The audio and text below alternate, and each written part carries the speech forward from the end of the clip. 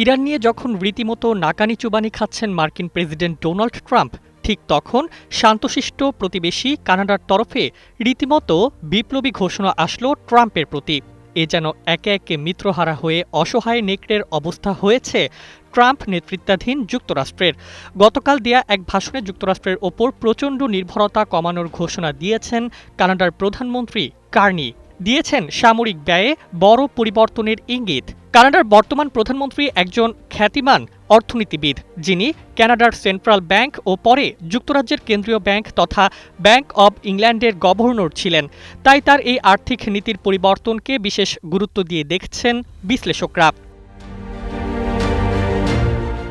গতকাল mark Carney বলেছেন, Canada তার সাময়িক ব্যয় ও সরঞ্জাম সংগ্রহে দীর্ঘদিনের যুক্তরাষ্ট্র নির্ভরতা কমাবে। একই সঙ্গে তিনি দেশের নিজস্ব শিল্প শক্তিশালী করা এবং বৈশ্বিক অংশীদারিত্ব বাড়ানোর প্রতিশ্রুতি দিয়েছেন। মন্ট্রিলে লিবারেল পার্টির জাতীয় সম্মেলনে বক্তব্য দিতে গিয়ে তিনি বলেন, আমাদের সামরিক ব্যয়ের প্রতি ডলারের ৭০ সেন্ট যুক্তরাষ্ট্রে পাঠানোর দিন শেষ। এই বক্তব্যে উপস্থিত প্রতিনিধিরা দাঁড়িয়ে অভিবাদন জানান। কার্নি অর্থনৈতিক সার্বভৌমত্ব ও জাতীয় ঐক্যের ওপর জোর দেন এবং ভবিষ্যৎ প্রকল্পে দেশীয় উপকরণ ও শ্রম ব্যবহারের পরিকল্পনা তুলে ধরেন। তিনি বলেন, আমরা কানাডিয়ান স্টিল, অ্যালুমিনিয়াম, কাঠ ও শ্রমিক দিয়ে শক্তিশালী কানাডা গড়ে তুলব।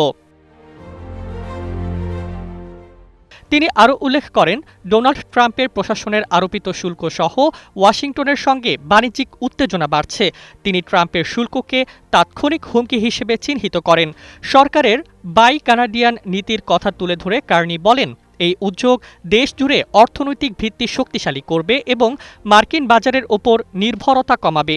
তিনি জানান, আগামী এক দশকে যুক্তরাষ্ট্রের বাইরে কানাডার রপ্তানি দ্বিগুণ করার লক্ষ্য নির্ধারণ করা হয়েছে।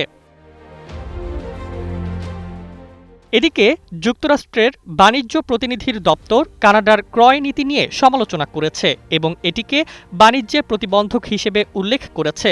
কানাডার নতুন প্রতিরক্ষা শিল্প কৌশলে যুক্তরাষ্ট্রের বাইরে অংশীদারিত্ব বাড়ানোর পরিকল্পনা রয়েছে। বিশেষ করে ইউরোপীয় ইউনিয়ন ও যুক্তরাজ্যের সঙ্গে সহযোগিতা জোরদার করা হবে।